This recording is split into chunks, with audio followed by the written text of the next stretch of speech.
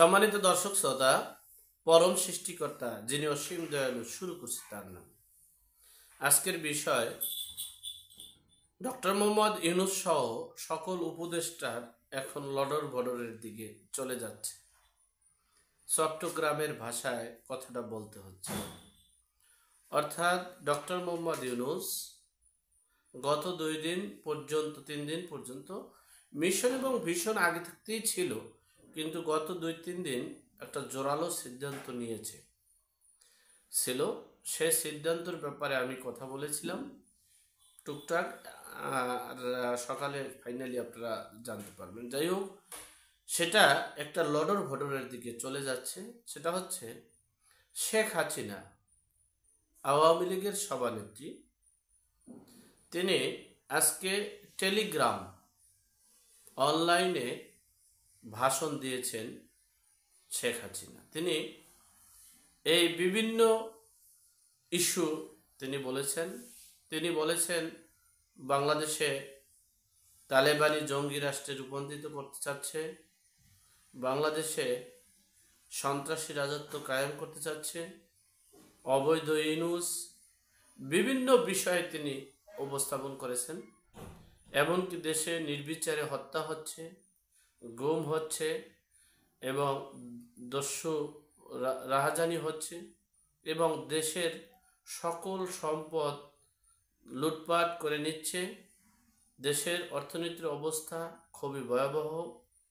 Saint মার্টিনকে নিয়ে তিনি কথা বলেছেন এবং দেশটা পরাশক্তির হাতে চলে গেছেন সে বিষয়ে কথা বলেছেন। তিনি যে প্রকাশ্যে এসেছেন এবং বাংলাদেশের জনগণের সাথে যে প্রকাশ্যে কথা বলেছেন, এমনকি বাংলাদেশে যে ডোনাল্ড ট্রাম্প তার পছন্দের যে রাষ্ট্রদূত পাঠিয়েছেন, সেখানে সর্বদিক থেকে পশ্চিমা রাষ্ট্রের যে চাপে তারা একটু লডর ভডরের দিকে চলে যাচ্ছে। কিন্তু তারপরও তারা এই সংস্কার করতে পারছে না। তারা নির্বাচনের দেওয়ার মতো 25 সালে বা 26 সালে তাও দিতে পারছে না, সেরকমের একটা পরিস্থিতি চলে আসছে। অপরদিকে আওয়ামী লীগের কিছু নেতাকর্মীরা উজ্জীবিত হয়েছে। কারণ হচ্ছে এই অনলাইনের মাধ্যমে প্রথম আজকে এই শেখ হাসিনা মিডিয়ার মাধ্যমে বক্তব্য দিয়েছে।